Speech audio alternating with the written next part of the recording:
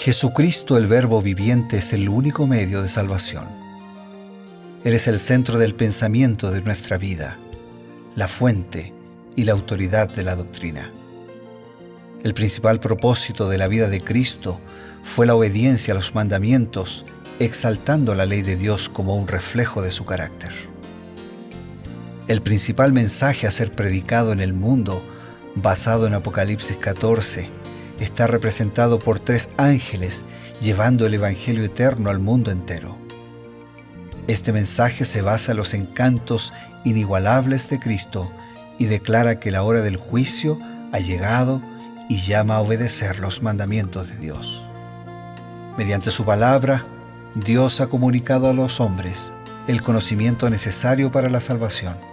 Las Santas Escrituras deben ser aceptadas como dotadas de autoridad absoluta y como revelación infalible de su voluntad. Y aunque el canon de las Escrituras inspiradas está cerrado, el Espíritu Santo continúa iluminando, amonestando y confortando al pueblo de Dios a través del testimonio de Jesús, el Espíritu de profecía. El camino a la vida se traza a través de un camino angosto que debe ser recorrido con confianza las promesas que Dios dejó a hombres y mujeres fieles que dedicaron sus vidas hasta la muerte por el Evangelio eterno. Los fundadores de la Iglesia soñaron con el día en que la revelación sería una realidad en sus vidas. Miraron con los ojos de la fe a aquel día glorioso cuando finalmente la promesa sería cumplida en la venida magistral de Jesucristo a esta tierra para recompensar a cada uno según sea su obra.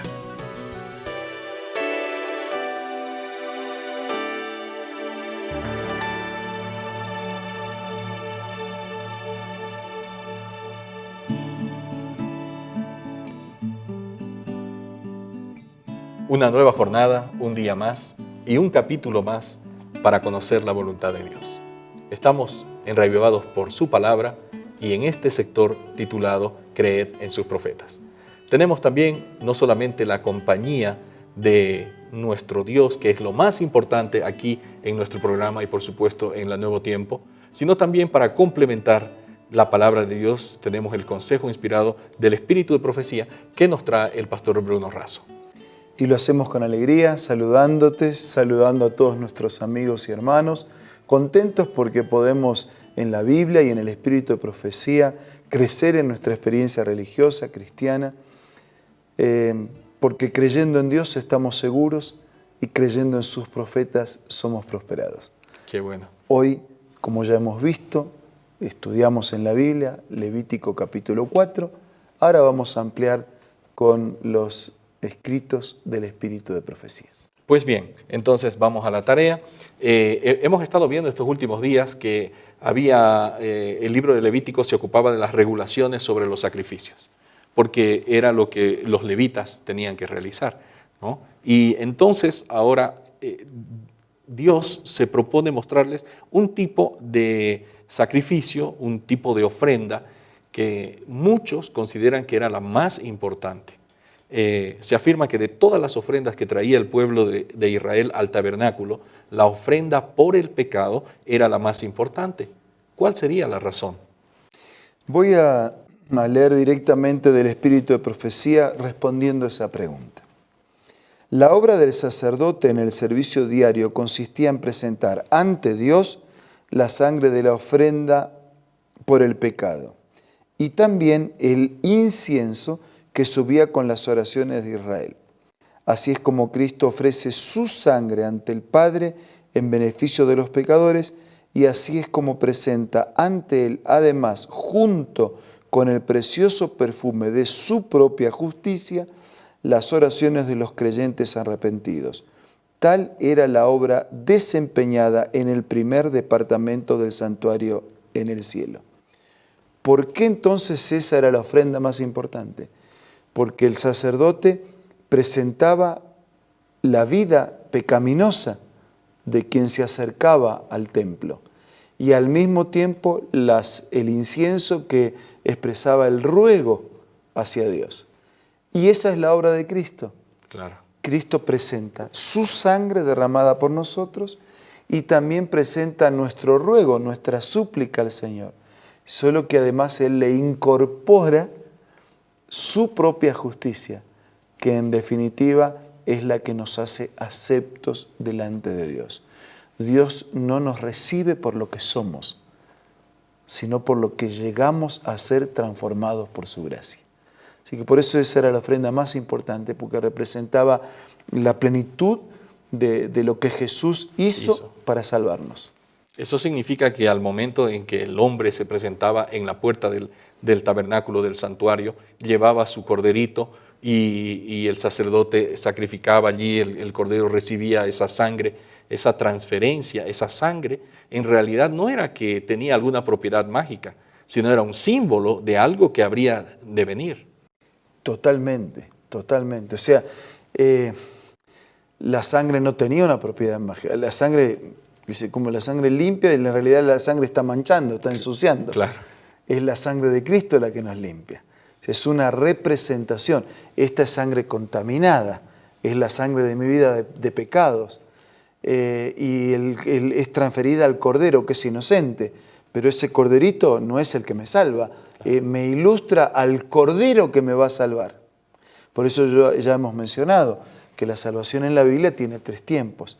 Cuando Jesús muere por nosotros, me salva de la condenación del pecado. La paga del pecado es la muerte. Todos pecaron, están destituidos de la gloria de Dios. Jesús muere, Él me salva de la condenación del pecado.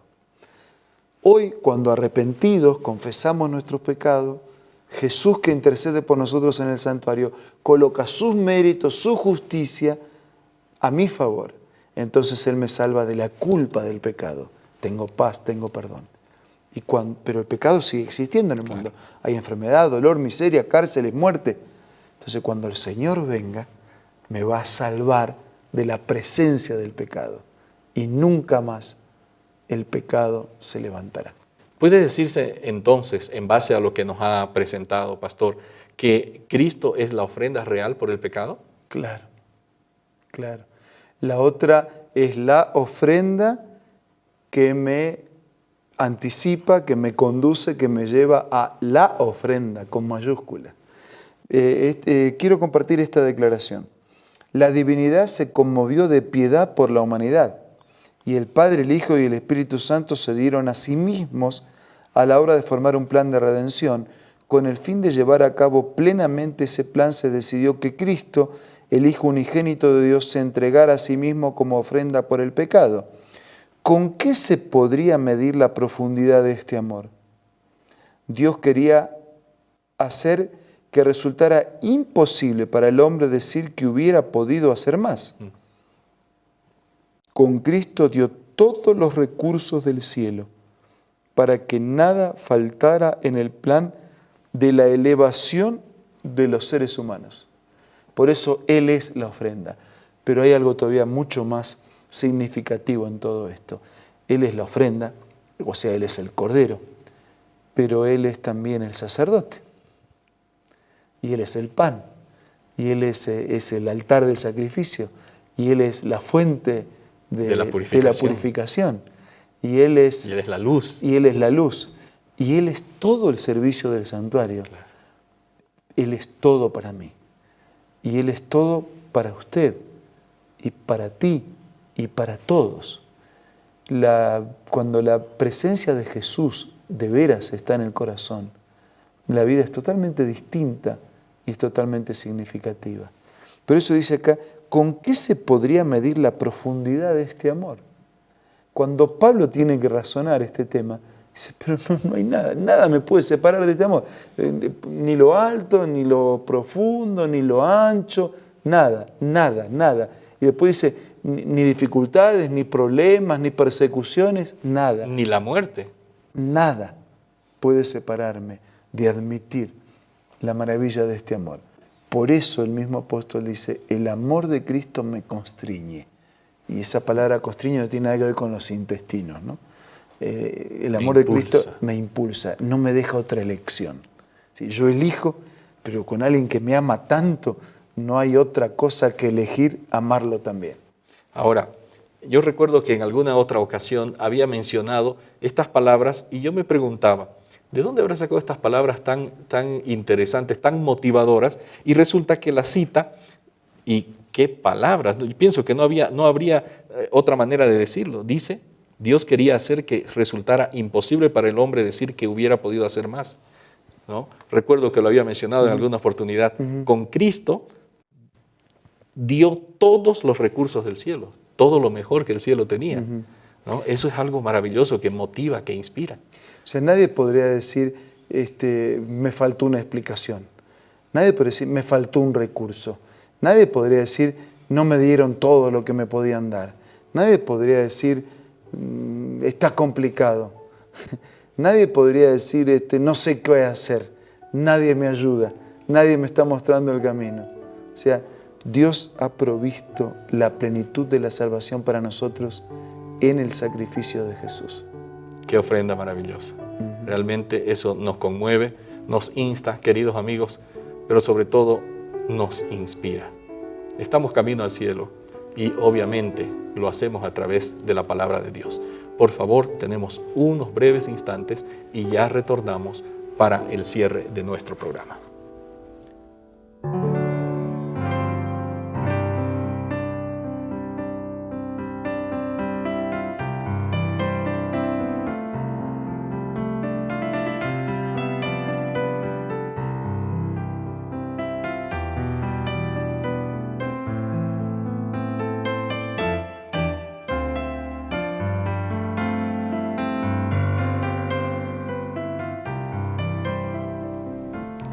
Hoy encontré una cita muy inspiradora y quiero compartirla contigo. Cuando el Espíritu de Dios se posesiona del corazón, transforma la vida. Se desechan los pensamientos pecaminosos, se renuncia a las malas acciones. El amor, la humildad y la paz ocupan el lugar de la ira, la envidia y las rencillas. La tristeza es desplazada por la alegría y el semblante refleja el gozo del cielo. Nadie ve la mano que levanta la carga, ni cómo desciende la luz de los atrios celestiales. La bendición llega cuando el alma se entrega a Dios por fe. Entonces, ese poder que ningún ojo humano puede ver, crea un nuevo ser a la imagen de Dios. Hermosa cita, ¿verdad? La puedes encontrar en este libro maravilloso, Mente, Carácter y Personalidad. Te invito a que sea parte de tu biblioteca personal. También puedes descargar este aplicativo de Elena G. de White descargándolo del Play Store o del App Store.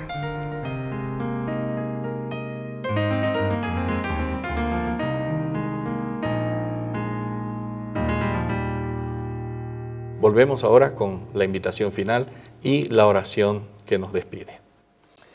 Hay una pregunta levantada por el apóstol San Pablo que usted y yo tenemos que contestar en algún momento, y en realidad ese momento es ahora.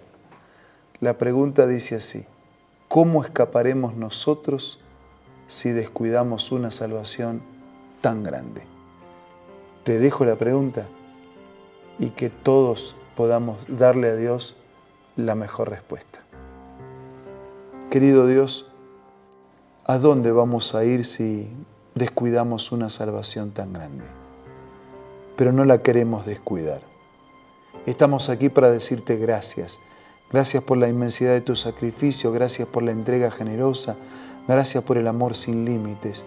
Estamos aquí para decirte perdónanos por nuestra indiferencia, por nuestra rebeldía, por nuestra lentitud en hacer tu voluntad.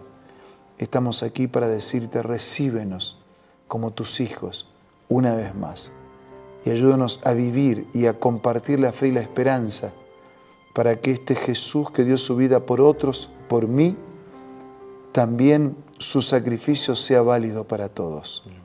Bendice a nuestros hermanos y amigos. Te lo pido y te lo agradezco en el nombre de Jesús. Amén. Amén. Estoy reavivados por su palabra, creed en sus profetas. Nuestro compromiso, encontrarnos nuevamente, Dios mediante, el día de mañana. Hasta pronto.